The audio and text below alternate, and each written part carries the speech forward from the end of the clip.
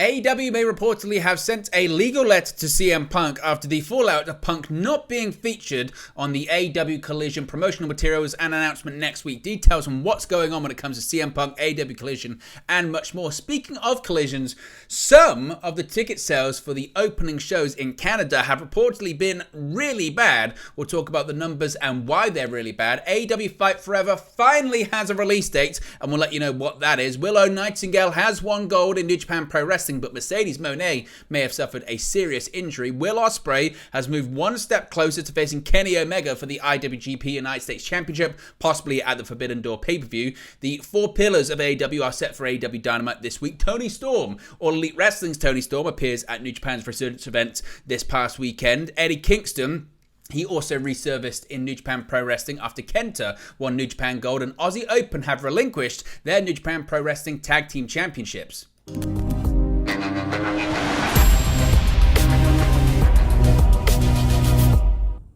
Hey guys, welcome back to Wrestling News 365. Hope everyone is doing very well. As always, there are plenty of news stories to get into in the world of All Elite Wrestling. Let's start off talking about, it's not so much of a report, more of a rumor, more speculation, but it does come from a somewhat credible source, and that comes to CM Punk possibly being threatened with legal action by All Elite Wrestling. Just the latest chapter and twist and turn in the drama that is CM Punk and All Elite Wrestling.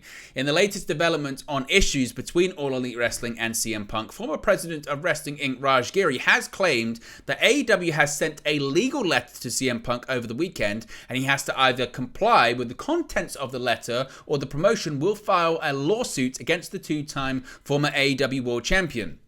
Quote, AEW sent a legal notice to Punk yesterday that he either has to comply or they're going to file a suit against him, Geary said during a Twitter Spaces with backup hangman of Wrestle Purists. Now, the report from Geary comes after relations between AEW and CM Punk took another twist last week. It was expected that Punk would be making his return to AEW on the debut episode of Collision on Saturday, June 17, which was reportedly scheduled to take place at the United Center in Chicago, Illinois. Punk's return and the match against Samoa Joe were set to be announced alongside the launch of Collision on Wednesday, May 17, but Punk was removed from all promotional materials ahead of the announcement.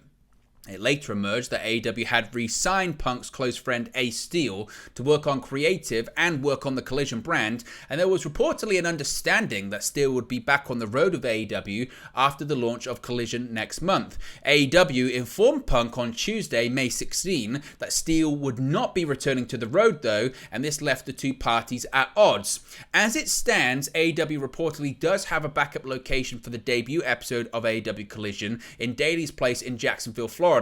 Warner Bros. Discovery were hopeful of a reconciliation before Wednesday's announcement of the debut episode of Collision. It must be said, the announcement of the premiere episode, the location, and I guess the title will take place on Wednesday, so we're going to find out in just a couple of days what AEW's game plan is here. Maybe they gave themselves 7 days to get it figured out, but certainly there's going to be more drama when it comes to this week. So as always, let me know your thoughts about this in the comment section below. Do you believe that a legal letter was sent to Punk? Do you believe it's BS? Do you believe it's just more misinformation that's out there when it comes to the drama with AEW and CM Punk? As always, let me know your thoughts in the comment section below. Now, speaking of AEW Collision, reportedly, and I guess it couldn't be too much of a surprise considering the drama surrounding the show, the ticket sales for AEW Collision haven't been too great.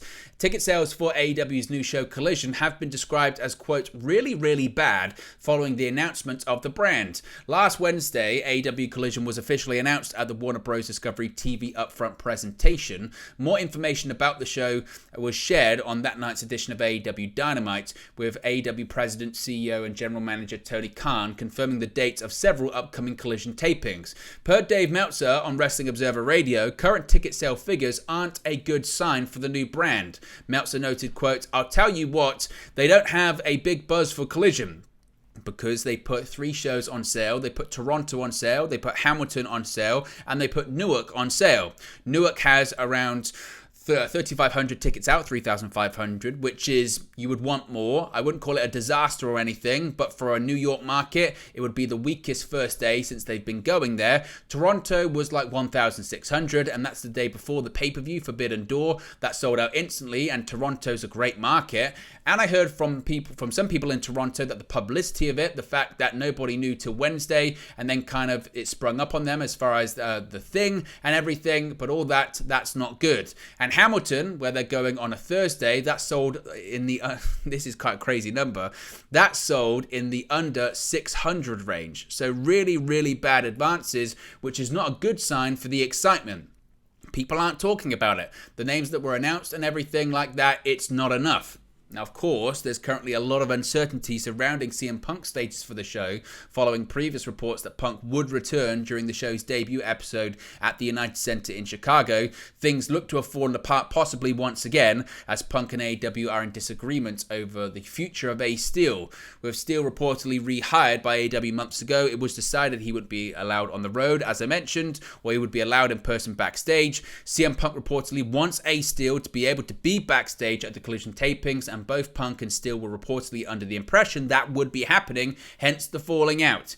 As of right now, Punk still hasn't been featured on any promotional material for AEW Collision, and AEW has yet to announce the location for the June 17 debut episode. Now, as I mentioned, when it comes to Collision though, we are expecting an announcement this week. All Elite Wrestling has announced yesterday evening via Twitter that AEW CEO Tony Khan will be revealing the location for the first AEW Collision event during the May 24 episode of AEW Dynamite. Collision, as I mentioned, was officially announced on May 17 at the Warner Bros. Discovery Upfront. The new 2-hour program is set to premiere on TNT on Saturday, June 17 at 8 p.m. Eastern. There are reports that the location is going to be at the United Center in Chicago, Illinois, and it was set up for CM Punk's return to the company, but reportedly Punk was removed from the promotional materials for the shows due to issues with Ace Steel status in AEW.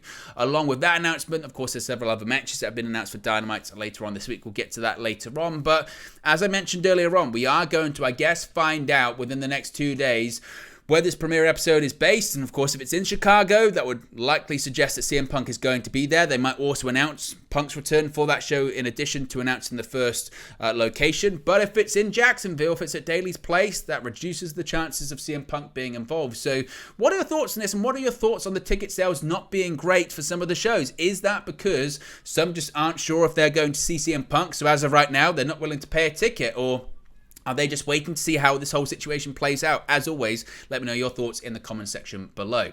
Now, finally, we've had to wait forever for Fight Forever, but we won't have to wait much more. The official AEW Games Twitter page has now announced the release date for the promotion's Fight Forever video game. The announcement was accompanied by a minute-long clip featuring Kenny Omega and some gameplay, which can be seen on social media. As announced in the tweet, the game will be released on June 29. The game has reportedly been delayed numerous times due to issues such as toning down the blood and the violence to be accepted for the teenage rating. There was also the issue with GCW over the trademark, but there is a full press release saying, quote, THQ Nordic and AEW announced the release date for AEW Fight Forever. AEW's highly anticipated console video game will enter the ring on June 29. THQ Nordic, GmbH, and All Elite Wrestling today confirmed they will bring developer Yuke's highly anticipated arcade wrestling creation AEW Fight Forever to the PS4, PS5, Xbox One, Xbox Series XS, PC, and Nintendo Switch on Thursday, June 29, 2023. Kenny Omega said, quote, when I first signed with AEW, Tony Khan gave me the opportunity to assemble the best gaming team that understands and respects professional wrestling to make the best wrestling games ever, said Kenny Omega, Executive Vice President and former AEW World Champion and World Tag Team Champion in AEW. Thanks to our incredible collaboration with Gator, Ukes, and THQ Nordic, a new era of professional wrestling gaming is quickly approaching. AEW Fight Forever has exceeded my highest expectations, and I'm confident that June 29 will be a momentous day for wrestling fans and gamers alike. Since our initial announcement, fans worldwide have showed unbridled passion around the launch of Fight Forever, and AEW has proven through our exciting storylines and hard-hitting wrestling action that good things come to those who wait, said Tony Khan, CEO, GM, and head of creative of AEW. With Fight Forever, Kenny and our world-class team have delivered an authentic, nostalgic feel of wrestling games past, along with the unmatched creativity that AEW brings to the table. It's going to be cool to see our fans finally getting a fresh and much-needed alternative next next-gen console wrestling game on June 29. AEW has the greatest fans on the planet, and I'm excited for them to experience this new way to engage with our stars.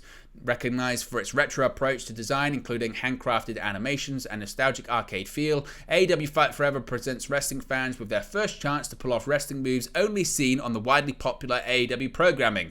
Online co-op wrestling is going to completely next level with tag team matches that feature sequences of team maneuvers performed with simple commands, a long roster of the most popular AEW wrestlers, career mode, wrestler customization, signature AEW arenas, multiple match types, and even some good old-fashioned unsanctioned fun awaits. They also spoke about all of the gameplay modes. We won't go into that. But as I mentioned at the time, and previously when we've spoken about AEW Fight Forever recently, we are going to be streaming the game on the channel. We are going to be doing gameplay on the channel. So if that's the kind of thing you're into and if you're excited for that, let me know your thoughts as always in the comment section below. Be sure to smash the like or the like button. Be sure to subscribe as well. Bottom right hand corner, because as I mentioned, gameplay for Fight Forever, once it is released on June 29, is coming very, very soon. Let's talk some New Japan Pro Wrestling, because AEW and Ring of Honor star Willow Nightingale became the inaugural New Japan Pro Wrestling Strong Women's Champion after defeating Mercedes Moné at New Japan Pro Wrestling Resurgence in Long Beach, California on Sunday. The 29-year-old defeated Japanese star Momo Kogo in the semi-finals of the tournament earlier on in the night, while Moné got past Stephanie Vacqua in the semis, set up a match between Moné and Nightingale in the final, which headlined Resurgence.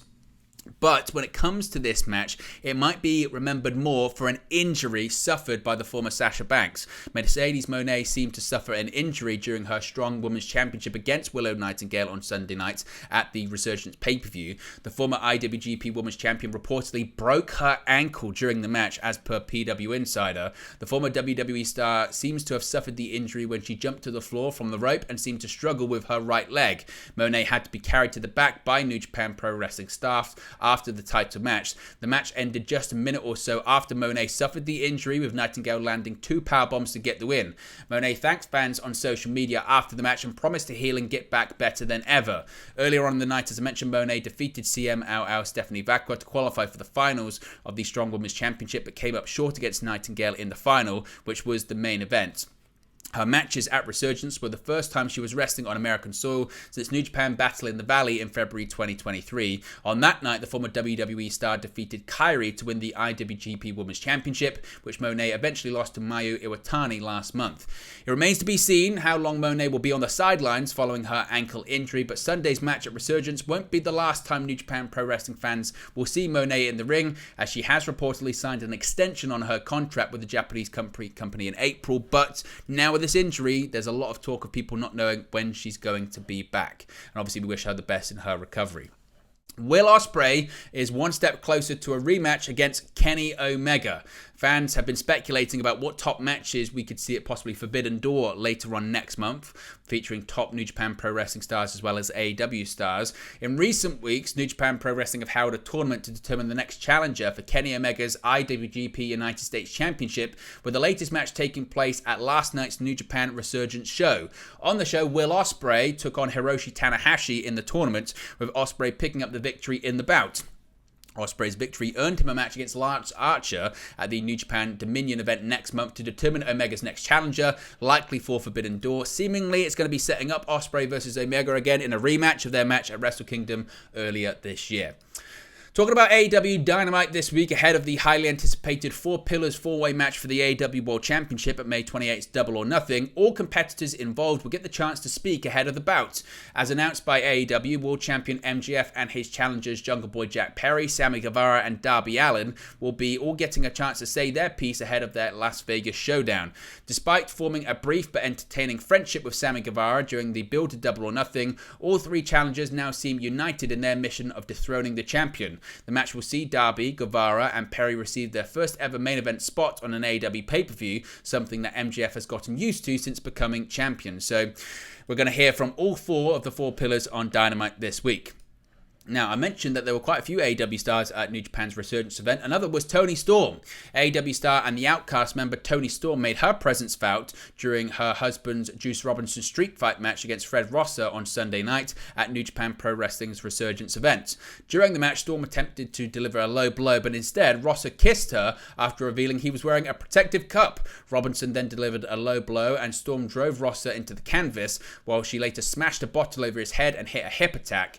Robinson ended up winning the match after he drove Ross's face into a steel chair, and obviously it's a big deal to have both of them in New Japan Pro Wrestling. They're both contracted AEW stars at the moment. Storm herself is set to face AEW Women's World Champion Jamie Hayter next Sunday, or this coming Sunday rather, at the AEW Double or Nothing pay-per-view. The title will be on the line, and if Storm does win the title, it will be her second reign as AEW Women's World Champion. Her first reign as World Champion started at All Out 2022, where she won the vacant title by defeating Dr. Britt Baker, DMD, Hikaru Shida, and Jamie Hayter. Of course, she's currently part of the Outcast group with Ruby Soho and also Saraya. Sticking with New Japan Pro Wrestling Resurgence, we had an Eddie Kingston appearance, albeit virtually, at the event on Sunday. Bullet Club member Kenta has regained his New Japan Strong Openweight Championship after he defeated former Bullet Club member Hikuleo at Sunday night's Resurgence event. Before losing the title, Hikuleo had defeated Kenta earlier this month at New Japan's Wrestling Dontaku 2023 event to become the then new champion. Though after Kenta won the title, AEW/Ring of Honor star Eddie Kingston appeared on the screen and told him that he was coming for the New Japan Strong Openweight Championship once he returns from injury. Of course, Kingston is currently dealing with a hernia injury and underwent surgery on May 9, but he is hopefully going to be back soon, not only just to New Japan Pro Wrestling, but also to Ring of Honor as well. Now, one tag team that was expected to be at the Forbidden Door pay-per-view is actually going to be involved this week on Dynamite. Maybe that's not going to be the case. Some unfortunate news was revealed during Sunday night's New Japan Pro Wrestling Resurgence event. Aussie Open will be relinquishing both the IWGP and Strong Openweight Tag Team Championships due to Mark Davis being injured. During Resurgence, Kyle Fletcher came out to the ring and announced the news, noting that he and Davis could not defend the IWGP Tag Team Championship at Dominion in June. Fletcher and Davis were originally going to defend the titles against Evil and Yukihiro Takahashi and Bishimon. That match will now be Evil and Takahashi versus Goto and Yoshihashi, with both the IWGP and Strong Openweight Tag titles on the line.